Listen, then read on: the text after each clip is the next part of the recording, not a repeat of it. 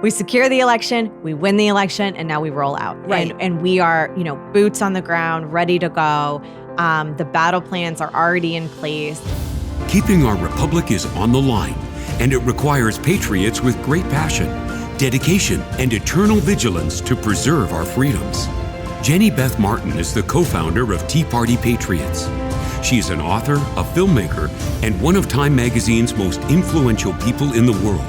But the title she is most proud of is mom to her boy-girl twins. She has been at the forefront, fighting to protect America's core principles for more than a decade. Welcome to the Jenny Beth Show. Jessica Anderson is a rising star in the conservative movement. In 2017, she made the Forbes 30 Under 30 list for law and policy. She currently serves as the president of the Sentinel Action Fund, where she is focused on winning elections in 2024. Prior to that, she served as the executive director of Heritage Action and in the Office of Budget and Management for the Trump administration. Jessica, thank you so much for joining me today. You are doing something new this year and in 2024 than what you've done previously. You're working with a Super PAC now. What all is going on with that Super PAC? Well, thanks, Jenny Beth, for having me and taking time to talk about everything that's going into the 2024 cycle. And so I've worked in the grassroots for well over a decade now, since the Tea Party days of 2010, and have just loved the momentum and the spirit that the grassroots brings to policymaking here in Washington. And having led Heritage Action and a really wonderful force of activists there on policy accountability, I always just felt that the other hand needed additional work, which is how do we actually get good people in the first place elected, with the goal that maybe we don't have to hold them as accountable when they get to DC, because they're the right people for the right moment that our country is facing in the first place. So what I'm doing now is working exclusively on getting conservative candidates elected to the Senate and to the House, with the goal of growing the majority in the House and taking back the Republican majority in the Senate. But to do this, we have to have the right people. We can't have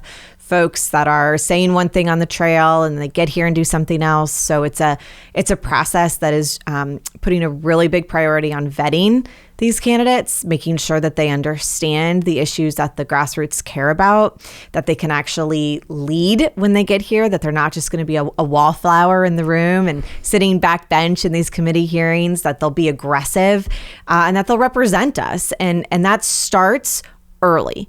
Everyone thinks of the election cycle as a year, but to have a good election year, you really need to actually start it the year before.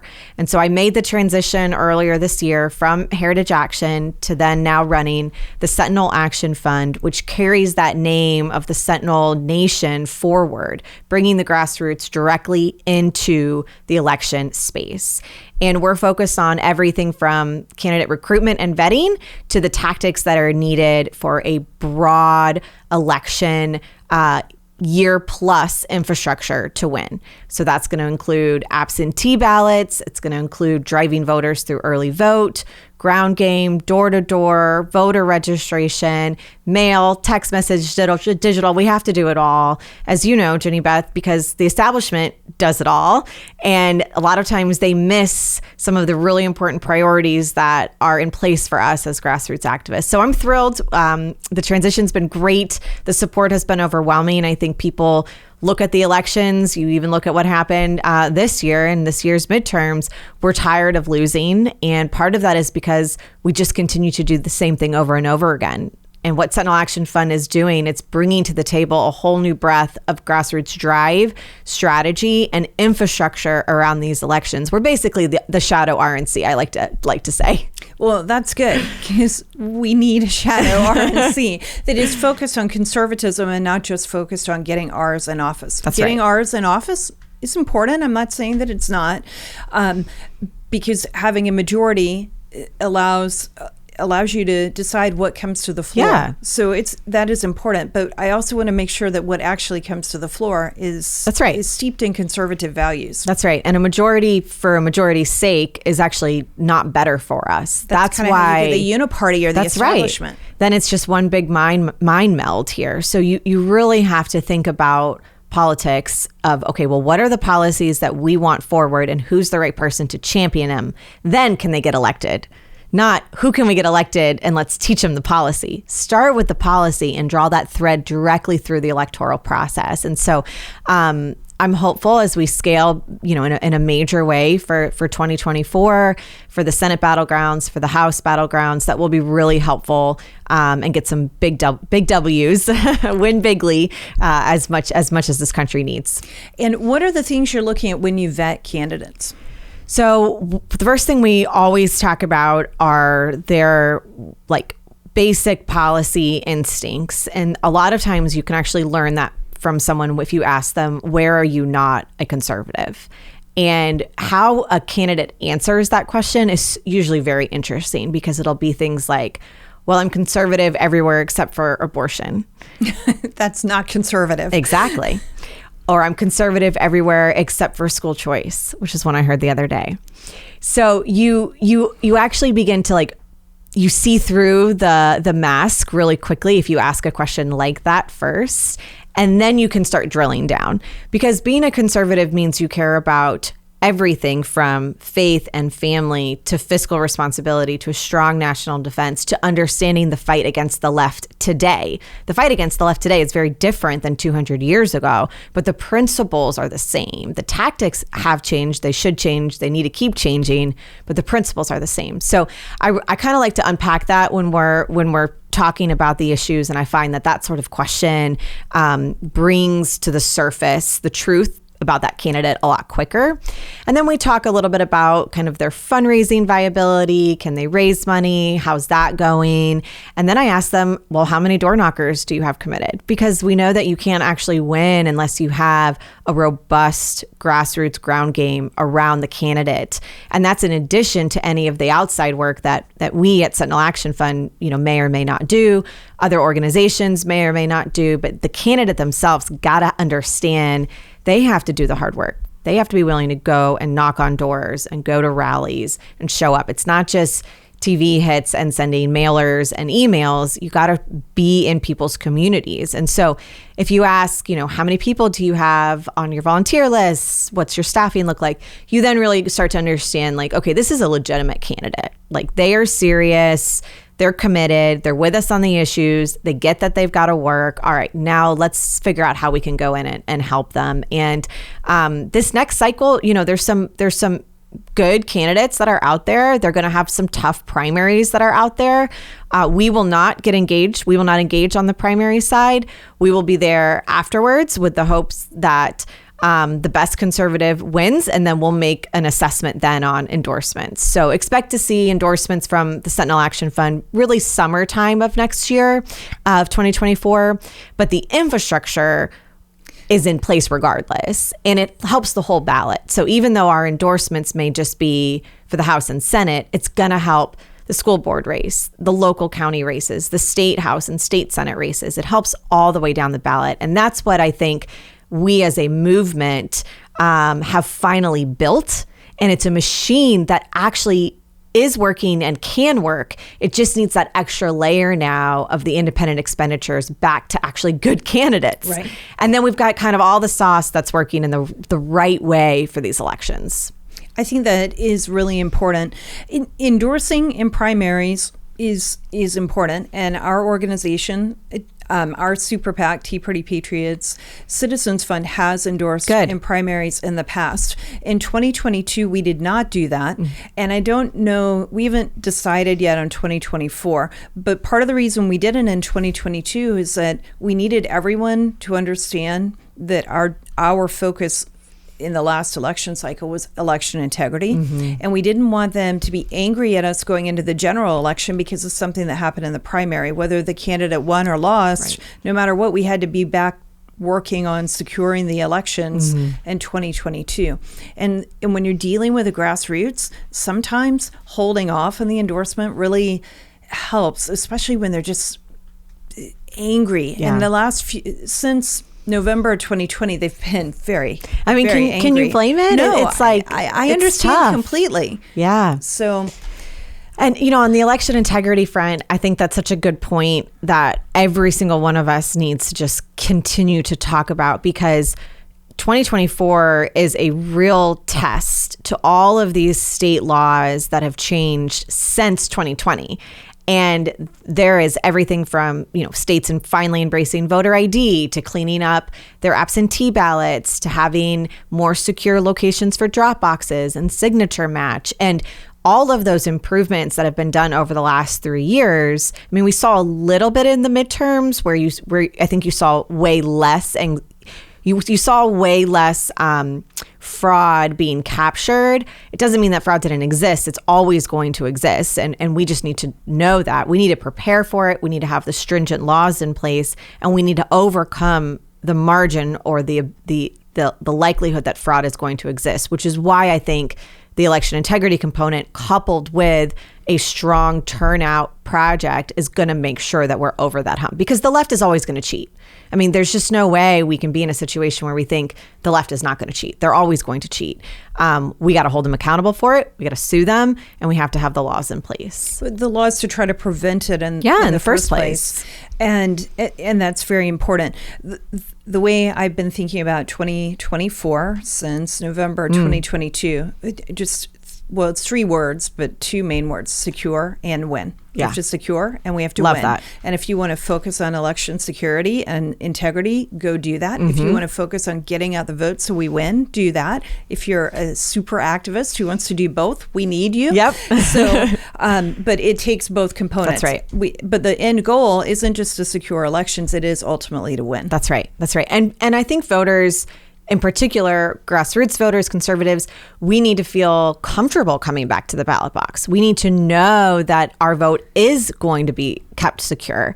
And that's why I think getting the word out more about what are the improvements that were made in your state? Where has the law changed? Should you change how you vote yourself? So if you're worried about absentee, then utilize early voting. If you're worried about election day because of whatever, or you yourself want to volunteer as a poll worker or watcher, then utilize early voting. And I think that sort of kind of operational shift that we're seeing from the grassroots of realizing that we need to take the bull by the horns when it comes to our own operations and couple that with election integrity and security is a huge sea change that we're going to see for 24. Yeah, I think so. And your group, your former group, Heritage Action, and then the work of the whole coalition. Yeah, the coalition, Conservative Partnership Institute, Election Integrity Network, AFPI, just the list goes on and on and on. Because of all of that, and the fact that none of us are letting go of what we did in 2022, I think we're much better prepared going into November 2024. And I'm not saying it's going to be easy. And I'm not saying you don't need to volunteer. I'm just saying we're in a better place in 2024 than we were in 2020. And it only works if we stay vigilant. That's right. That's the thing here. We have to view election integrity just the way you would view paying your taxes. It's something that you have to stay on year over year over year. And I think our grassroots get that. I really do. And I think it's been incredibly encouraging to see so many people volunteer so much of their time to do early vote poll watching and working and to get trained by the state and to sit in these classes and then to give your time and be there all day is just amazing. And the more we have patriots in the room with their eyes and ears, with their legal expertise or just their common sense expertise, that's only going to make things better for our side.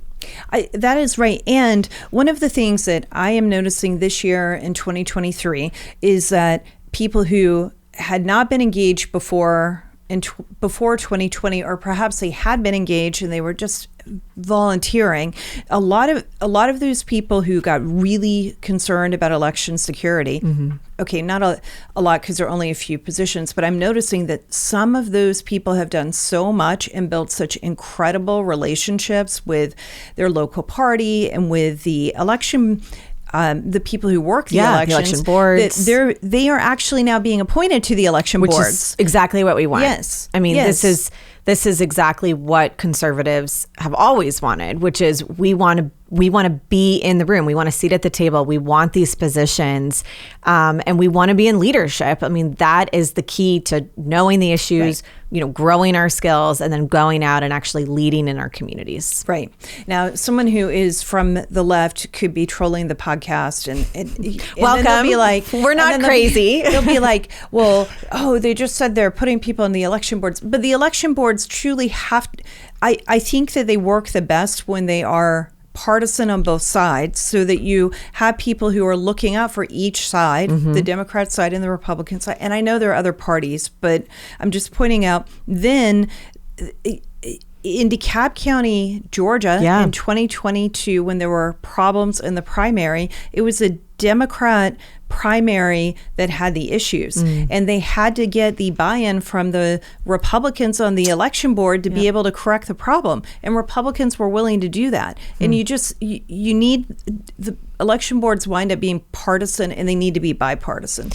Yeah, I mean, I completely agree with you. And Democrats put their people in these positions too. And so this is not we're not doing something that hasn't already been done for 30 years. If anything, conservatives are just now understanding how important these positions were. I mean, we've been busy raising families and sending our kids to school and growing our business. And then boom, this entire election operation on the left has stood up outside of the DNC. Well, where have we been?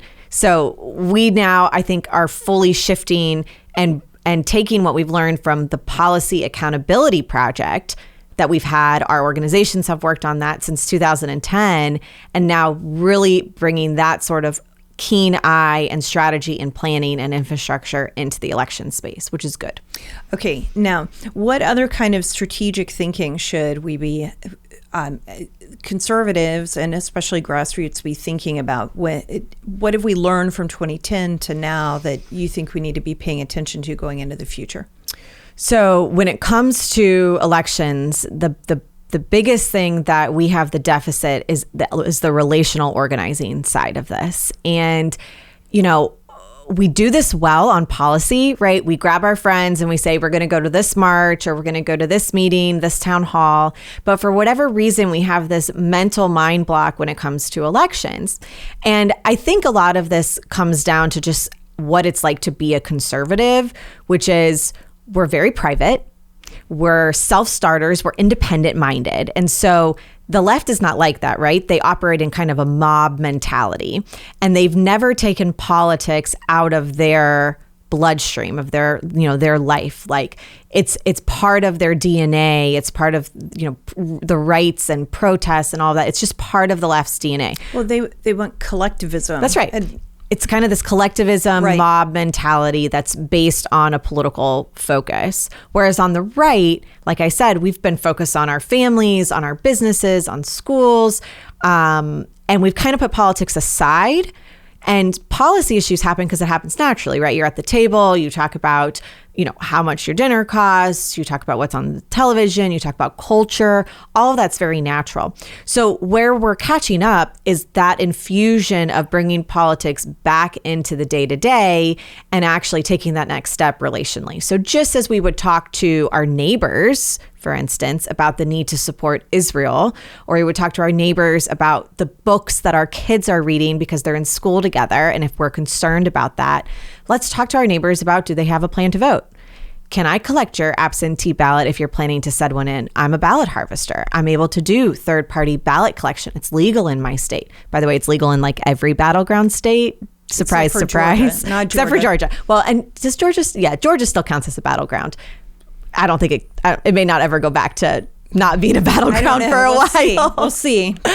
But when you think of like the Michigans and the Wisconsins and the Ohios, like where it's legal, we need to be doing it. We need to continue to call for the changes in the law there, but where it's legal, we need to be doing it. And so the relational organizing side of this allows us to take the same sort of battle rhythm that we use to talk about the policy issues with our friends and families and our communities, our sphere of influence, and now use it for electoral reasons. So bringing your friends to vote early, collecting absentee ballots where it's legal, having an election day plan. What's your plan to vote? And then talking to them about who they're voting for. I mean, the thing that I think is so interesting when I talk about this with folks, even with my own family, is they don't even realize that voter file and your whether or not you voted or not is all public information. Yeah.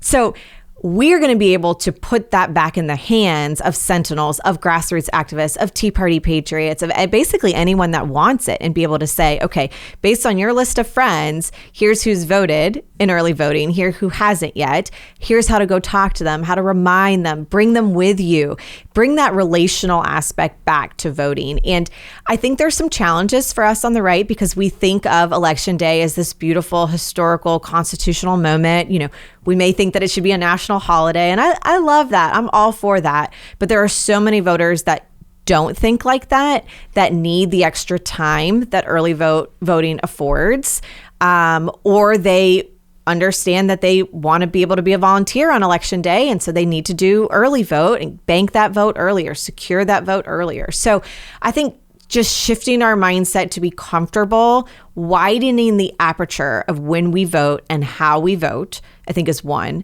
And then two, bringing in that relational organizing that we're so good at. We do this on the policy issues. Let's do it on the elections. And that's the biggest lesson I learned.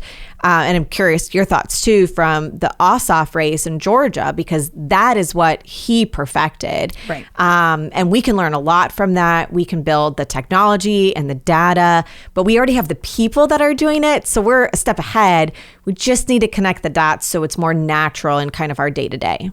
Right. And that's what we've been working on so much with Tea Party Patriots Citizens Fund. And we've partnered with Turning Point on developing technology for it. And if all goes well, it's going to work. And I used to program computers, so I know there'll be some bugs here and there that we're still working out. But that relational aspect is the most important part that I see that has been missing on the right. And it still was missing in the special elections this year in 2023. I don't think that... I don't think it was anywhere. No, I don't think that it was. And part of that... So I like you, and we've talked about this. I researched what Ossoff's campaign did, and the fact of the matter is they were very proud of their work, Jessica. They put so much stuff online, and they should have been proud because what they did was very innovative. It wasn't rocket science, but it was really a smart way to connect the dots, like you just said.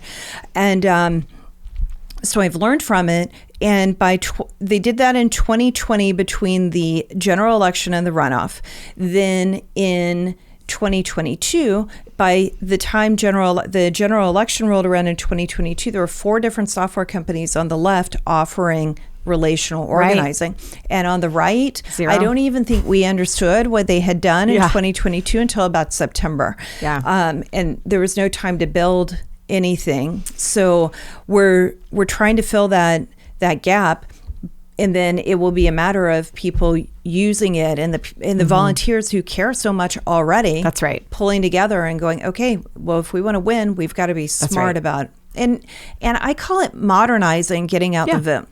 I love that. And it's going to take everyone helping. This is not a one organization, one single effort. I mean, this is an all hands on deck effort. I mean, you look at what the left has built out, and they have hundreds of little pop-up organizations and technology groups, and they triage data and they funnel things from one place to the next. And we have 7 groups. So we need to quadruple our bandwidth and our infrastructure. And I think be willing, as Tea Party Patriots and Sentinel Action Fund have proven, be willing to work together. Right. And know that everyone's going to pull their part. And flooding the market, it's just like flooding the zone. I mean, everyone's going to pick the thing that makes the most sense for them, but then you got to do it. And that's really what's going to be a sea change. And you're totally right, Jenny Beth. The 2023 midterm elections proved that there is a lot more work that still needs to be done. So if you put aside if you put aside the issue of abortion and how that was handled in some states versus others, if you just put that aside for a moment and you just look about what we're talking about, the sheer tactical operations, the only state that I'm aware of that actually had a absentee ballot early vote initiative is Virginia. Kentucky didn't have one. Mississippi did not have one. Obviously, the outcome for the governor is positive there. Virginia, though, there's a really interesting, I think, case study that we could make of the Commonwealth, because this is a blue state. This is a state that Biden won by 10 points. So, Glenn Youngkin, burst onto the scene. To his credit, got a lot of national attention, but this is still a true blue state. The demographics of the state have not changed. It's a like I said, it's a Biden plus 10. So the model of what was accomplished in Virginia of actually encouraging and investing in people to vote early or to get on the permanent absentee list. None of that, no excuse absentee wasn't even in place until 2020 because of COVID. Well, now it's still in place. It hasn't been rolled back. So how do conservatives in the state actually interact with that? Do we ignore it? Do we build a strategy around it? Do we try to get our voters to use it? And we were Sentinel Action Fund, through our partner organization called Right Vote, we were part of a small test case in Virginia, 20 races, 7 in the Senate and 13 in the House, at the state side, of starting to test this. What is the best way to bring low propensity, so those voters that have voted 1 or 2 of the last 4 elections, into the early vote space with the goal that they vote early. And then that saves us money because they drop from the list, right? And then we're not continuing to try to turn them out. So this is not an effort for solid conservative voters that we know are going to show up. This is not a habitual voter effort. This is truly, can we get those low propensity voters to be there? And I was pulling the numbers, and we've really been wrestling with it, because the last time Virginia had an election that looked like this one was in 2019. So it was actually before no excuse for absentee was lifted, but it still had early vote. And then there were only 150,000 voters in that election that voted early. That's it. GOP and Dem. Really small universe. Right. For this 2023 election, it's just under 1 million. It's about 850,000. And so that is a huge sea change of voters that are coming forward and saying that they'll vote during the early vote. Now imagine if you added in the relational organizing aspect and you added in a full frontal grassroots ground game. Export this program into a battleground state like we have for the Senate battlegrounds this next year, or into a red state that we're trying to lock up and secure, you would have totally different results. This is what Virginia showed me, is that it could have been a lot worse had a program like this not been in place, but the margin of victory is still only at 1%. Right. So this is not a mandate on either side. It is truly a tight, these races are truly very, very tight, even though it's a blue state. So people are coming our way. Parental rights, education, crime, I think all of that is helping, but it's not like people are changing their party registration. It's not like they're coming into the Republican zone and leaving the Democrat Party behind. So there's a lot, I think, that we can learn from these elections. I think a lot of ink is going to be spilled on the issue of abortion. I think that the pathway there is very, very clear on what I would be doing. But as far as the tactical side and what Sentinel Action Fund and Tea Party Patriots Action and others can really harness, it's on this kind of operational learnings for the ABEV program, and just fully embracing any way to vote and as early as possible. That makes sense. When you say, what you would do with abortion. Oh, well, I think you have to be clear at the very beginning and at Oslet that you're pro-life. And this whole argument about, let's be more pragmatic, or whatever word you want to argue. The left is not being pragmatic. They're not compromising on their pro-abortion policies. Why should we? So, I know that there's these concerns out there. Well, you got to get in office so then you can protect more babies. Okay, I've heard that before. I've heard that for a long time. But I think there's 2 things that I would just offer to the conversation. First is that, and this kind of goes back to what we were talking about earlier, but first is that there is a structural problem for how the right talks about abortion. It is a side issue. It is a third leg. It is not embedded in our DNA. And that's a mistake, because conservatives should be pro-life through and through, period. Right. When you look at the left, it's a fundamental right, and everything is adjacent from that, flows from that. And so they don't offer a compromise because there's not a compromise to a core principle. And so the structure of how the left talks about abortion is entirely different than how we approach pro-life issues. It's a single issue. Even just in that setup, you can see and feel the difference. So we need to have a full embrace, I think, on the right of being pro-life, and not putting it in this corner of being a sidebar, single issue subset of voters. So I think that's one. We just have misalignment. But then I think two, the conservative movement, for a lot of really good reasons, has been conditioned to think that our main goal was to overturn Roe v. Wade. And so there is an enthusiasm gap, and we need to be comfortable, I think, recognizing that, because the enthusiasm gap is, for the average American on the right, the average conservative voter, it's, well, we won. There's no more work to be done. Roe v. Wade is overturned. Right. And that's just not true. Yes, we're so grateful that Roe v. Wade is overturned. We should celebrate that. We should praise God for that. But we should recognize that Dobbs turned this decision to the states. And Ohio, unfortunately, from this last year, is the 7th state now that has enshrined the right to an abortion. Again, there's that language, the right to an abortion, into their constitution. And so we're going to see more states try to do that, because the job to protect life is not over. It's not over with Roe. And those two things, I think we need to accept, acknowledge, grapple with, and then now we need strategies around it for how candidates can more compassionately talk about the wraparound care of a mother. I mean, I've been in the pro-life community since I was a little girl. You know, my mom, many people know this about me, and I've talked about it before. My mom ran pregnancy resource centers in Florida and now runs them in the Commonwealth of Virginia. And so, you know, I grew up going to a pregnancy resource centers, walking for life. We just had our big walk for life in Virginia 2 weeks ago, or just earlier this month. That was a huge success of people coming out. So it's been part of my DNA. And one thing I've learned from my mom that I think is missed is the support for women is so robust in the and can be even more robust in the Women's Healthcare Pregnancy Resource Center network. It's not just, well, here's a flyer on adoption, go out the door. No, it's, I'm going to give STD testing. Do you have a job? Does the father have a job? Let's get you a job. Let's get you a skill. Let's get you an ultrasound. Let's spring for that 4D ultrasound so you can see what it looks like. You need help with rent. Great. Here's the money to help cover your rent. You need to get out of your situation. Here's the money to get out of your situation. Pregnancy resource centers are not just this.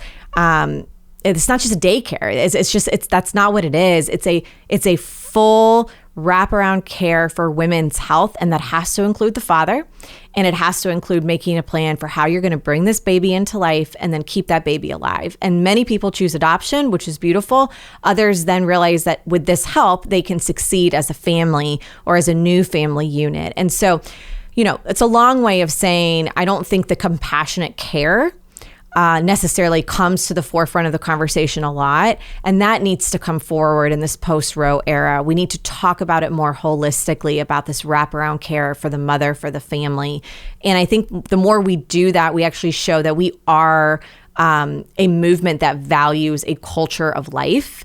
And that then drives the narrative. That's our structural strength. And then that from there flows the policies that are appropriate in the state at the federal level. So that's how I'm thinking about it, and would encourage people to, you know, use this opportunity not to fall into these buckets of, okay, well, I'm never talking about abortion, or I'm always going to talk about abortion, you know, really to just go back to kind of the structural nature of the issues. I think that makes a lot of sense. And when I was hearing, our organization doesn't take on the life issue, but we all have to be able to talk about the life issue. When you were just saying that, I thought of something, the way that the left is talking about it, it's the right to abortion or the right to health care. And we talk about pro-life, and but we don't, there is the right to life. Right. And we don't talk about the right to life. And if you're talking about the right to life versus a right to abortion or the right to health care, at least you're at this point now talking about something that is a fundamental foundational principle, and then you move from there. That's right. And we are, even when you call it pro-life, it feels like over here. Yeah. Like a little side issue. Yeah. I know. And it isn't as fundamental as saying, you have a right to do this. That's right. Instead of having changes to the law that set the weeks of pregnancy in which you could have an abortion, it should be changes to the law that are just enshrining the right to life and reaffirming the right to life. And then in 2016, not 2020, but in 2016, during one of the debates with Trump and Hillary, I remember him coming out, and he was asked a question about abortion, and he just took it like a bull by the horns and talked about what happens in late-term abortion and said, this is wrong, and Hillary, you're for this, and you're willing to kill babies, and I'm not okay with it. I'm paraphrasing the way that he said that. But he didn't get up there and shy away from it when he was asked, which is what you're saying. You have to be willing to talk about it. When you shy away from it. We're already talking about it. Voters are already talking about it. So elected officials need to talk about it too. How are we going to expect you to lead if you're not talking about the issues we're already talking about? Right. You know, I was thinking of this is a little tangential, but I was thinking about the left puts so much of an emphasis on sex ed.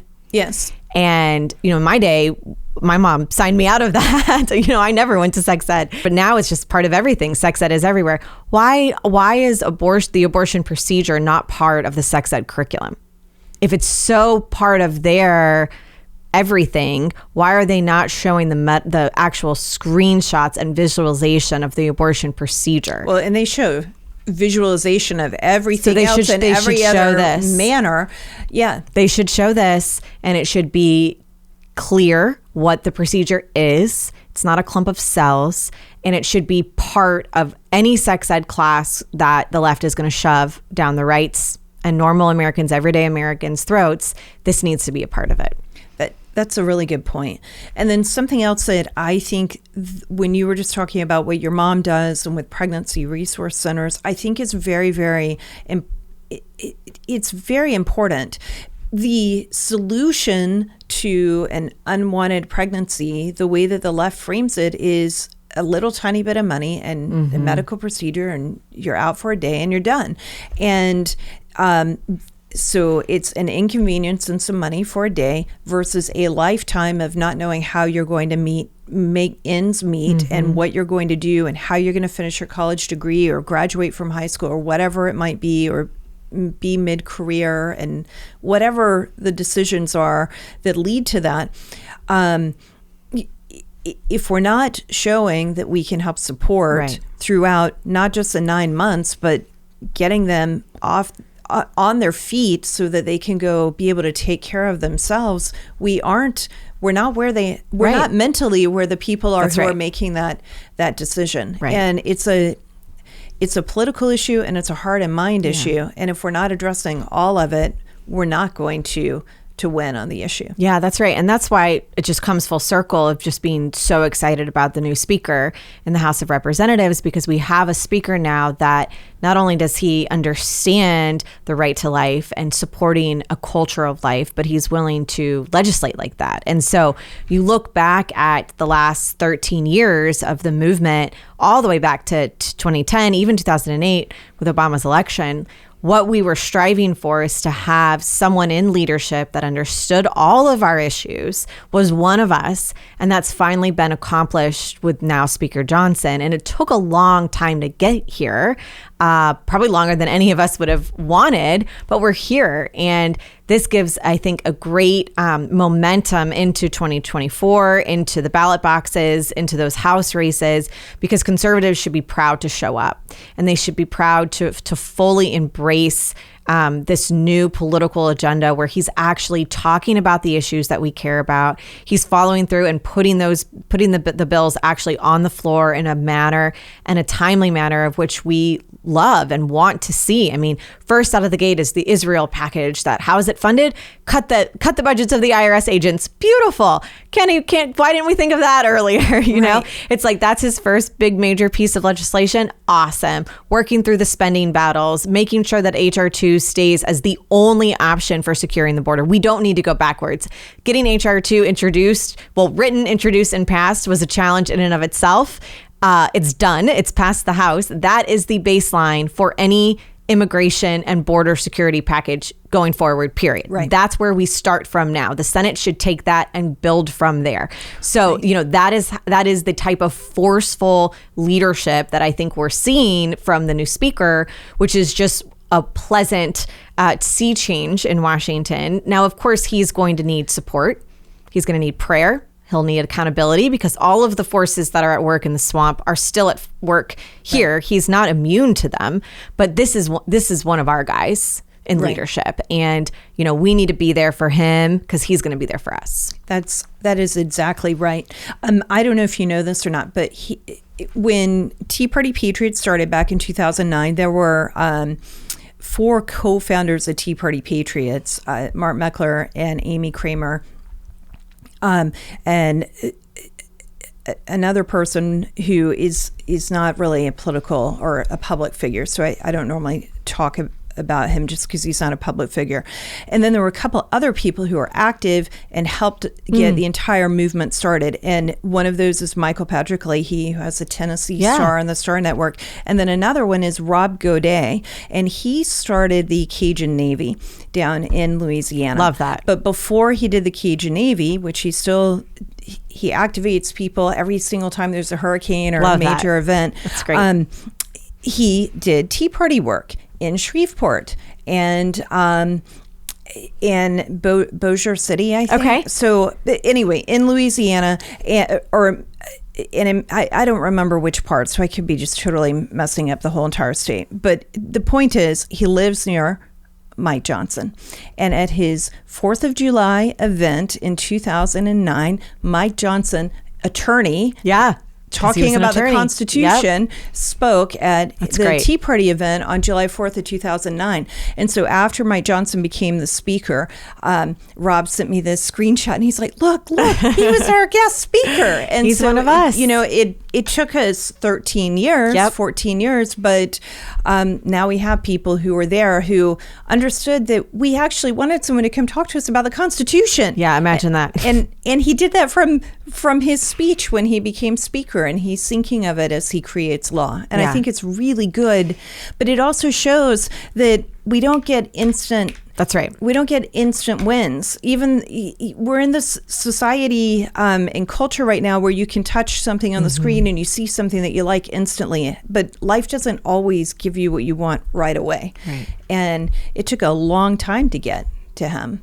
Yeah, and it's going to hopefully be a long time that he's in place, right? I mean, now he's there and he needs to stay there. And so, you know, a successful speakership looks like doing the things he said he was going to do: secure the border, cut spending, harness the cultural anxiety that we all have, and actually make some changes at the federal level. But a lot of it is pushing it back to the state and being a good partner with states. But it's also the electoral side. And there's going to be a lot of pressure on him to have those wins and grow the House majority. And I think with the changes that we've been talking about, you know, here today, that's going to help. And it's going to be a sea change that some might be uncomfortable with. It means that, you know, not all political spending is going to go to television. That's good. Do we need to have TV ads? Of course you need to have TV ads. The left has TV ads, we should have them. But the left has a robust union network that goes door to door, and we have a robust Tea Party, grassroots, Sentinel program and nation that's going to go door to door as well. And I think all the operational changes that are coming are only going to help the speaker deliver those critical wins for the House, show that he's got the political prowess. We know he is a constitutional conservative. We know that he can ask tough questions in committee hearings and that he will seek the Lord above all else. We know those things. And this election, I think, will be a good showing that he can do this other stuff too that's so important to that leadership role. And then he's going to bust it open. And I think that's what I'm excited about when I think about life after 2024. I know it's hard to think that far ahead, but we could be in a position where we have the White House, and a Senate. And what are we going to do then when conservatives are back in power?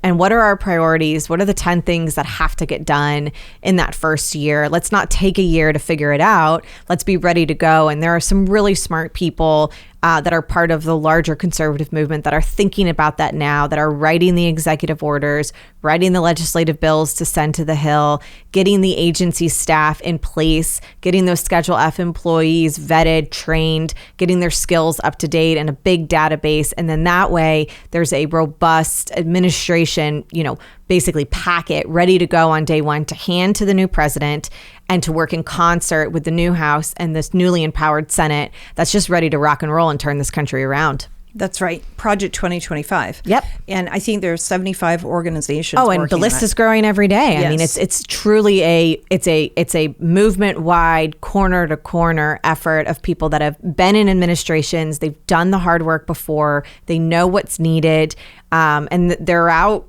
with a vengeance to really get this done and be ready to go on day one.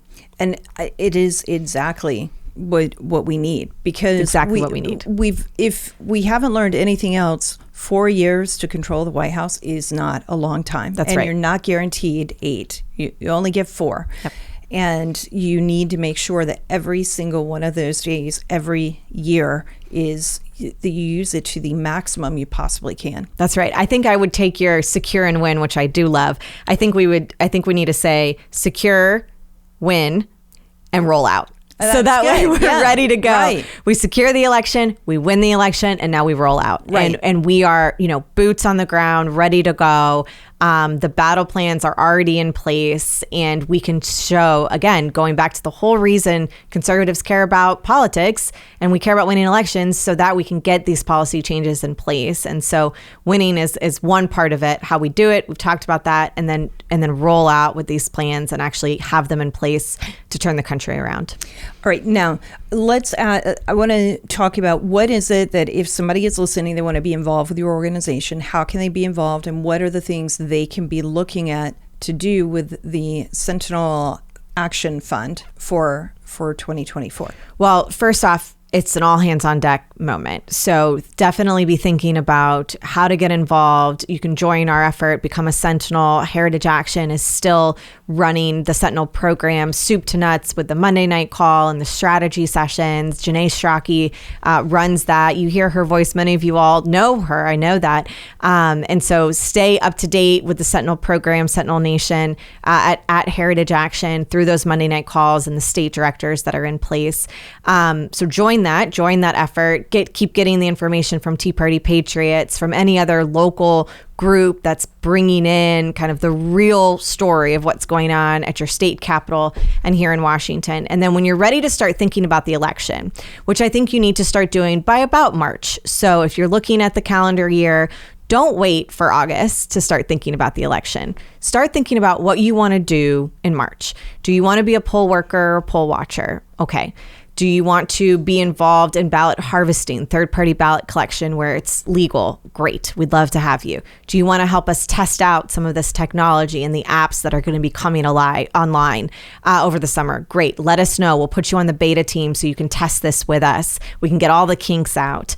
So start thinking about kind of what your role is going to be in March, and then let us know. Our website, sentinelactionfund.com. We can also be contacted through any of the state directors, through Heritage Action, through you, and we'll have this universe ready to go of foot soldiers, ready to pivot for the election it's really seasoned now, and I know we're nervous talking about it. It's not just election day. There's all of these different ways to vote that we need to be comfortable working in, and having Sentinels and having activists on the front lines of that will help make sure it's done right, that it's done secure, that it's done with best practices, and it'll bring those more timid conservative and Republican voters along. So that's the best way to be involved. So think of March. Don't wait for August to make your election plans. And where can they go to get more information? SentinelActionFund.com, or you can follow me on Twitter at Jess Anderson2 for updates on all of this. And as we roll stuff out in states, everything will be there. That is great. Jessica, thank you so much for spending time with me today. Thank you, Jenny Beth, for having me. It's just been such a pleasure. I really appreciate it. This was Jessica Anderson with Sentinel Action Fund. And make sure you go check out her website, follow her on Twitter or X, and stay up to date. We need you taking action in 2024. We have to be able to win elections, and her organization is going to help us do that. I'm Jenny Beth Martin, and this is the Jenny Beth Show. The Jenny Beth Show is hosted by Jenny Beth Martin, produced by Kevin Mooneyhan, and directed by Luke Livingston. The Jenny Beth Show is a production of Tea Party Patriots Action. For more information, visit teapartypatriots.org. If you like this episode, let me know by hitting the like button or leaving a comment or a 5-star review. And if you want to be the first to know every time we drop a new episode, be sure to subscribe and turn on notifications for whichever platform you're listening on. If you do these simple things, it will help the podcast grow, and I'd really appreciate it. Thank you so much.